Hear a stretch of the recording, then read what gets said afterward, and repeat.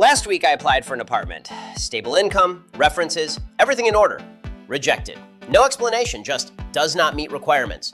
2 days later I find out why. My credit score was too low. A number, a fucking number I didn't even know existed, was deciding where I could live. Not my income, not my references, not my character, a number, calculated by people I've never met, using rules nobody fully explained to me.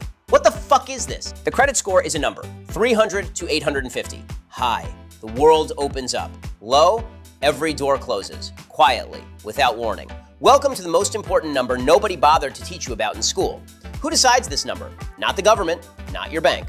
3 private companies, Equifax, Experian, TransUnion. 3 corporations you never voted for, never signed a contract with, never agreed to let evaluate your entire financial existence.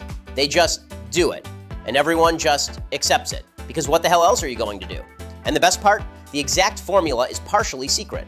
Pay on time? Helps. How much? Who knows? How much debt? Counts. How much exactly? Shut up. Length of credit history? Counts. How many times you've applied for credit? Counts. Every single thing counts, and none of it is fully explained to you. It's a black box running your financial life, and you're just supposed to trust it. Cool. Great. Awesome. Uncle Gino, 60 years old, paid everything in cash his entire life. Rent, cash. Car, cash. Groceries, cash. I don't want debt, says Gino proudly. I'm a free man. I owe nothing to nobody.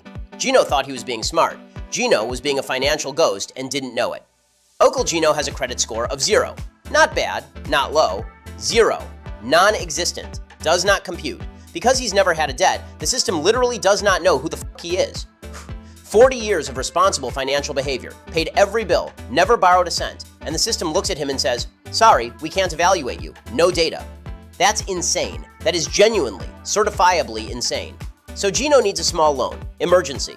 Bank's answer? No credit history on file. We can't help you. Let me say that again. The man who never missed a payment in his entire life was denied a loan because he never needed a loan before. The catch-22 is so perfectly designed to screw you that you almost have to respect it. Almost. So how do you build credit? By going into debt. Congratulations. The system's solution to having no credit is to get a credit card, spend money you might not have, and pray you pay it back on time every single month. You are literally performing financial obedience so that a private company will approve of your existence. That's the game. Those are the rules. Now here's the part that should make you genuinely angry. If you're broke, this system doesn't just fail you, it actively kicks you while you're down. No money? Can't get a credit card. No credit card? Score stays low. Low score? Can't get a loan. No loan? Can't buy a house. Can't buy a house? You rent forever. Renting forever? All your money goes to someone else's mortgage. No savings? Score never improves. You are trapped in a loop specifically engineered to keep poor people poor and rich people richer. And I want to be very clear, that's not an accident, that's the product. Luca, my roommate, eternal optimist, professional idiot, hears all this and says, Bob, just use credit responsibly and the score fixes itself. Luca has an 820 credit score. You know how Luca built his credit history? His parents co-signed his first car when he was 18. His parents. Luca genuinely does not understand that he was handed the ladder while the rest of us are standing in a hole being told to climb. Solution? There isn't one. Sorry. But here's what you need to understand. The credit score is not measuring your character. It's not measuring your work ethic or your honesty. It's measuring how much money you've made for financial institutions over your lifetime. That's it. A high score means you've been a great customer for banks. That's all it means. And we've built an entire society on top of that number, like it meant something moral. It doesn't. 2017. Equifax gets hacked. 147 million people's data gone. Social security numbers, birth dates, everything. The fine Equifax paid? $575 million. Their annual revenue? About $5 billion. Do the math. The fine was 11% of 1 year's revenue. That's not a punishment, that's a parking ticket.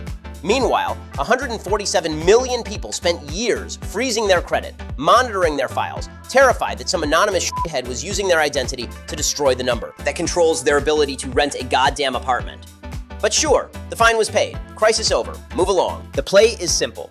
Learn the rules. Open a credit card, use it, pay it back every month. Keep utilization under 30%. Don't close old accounts. Don't apply for too many things at once. Do this for years. Your number goes up. More doors open. Not because the system got fairer, but because you learned to perform for it. And performing is the only option you've got.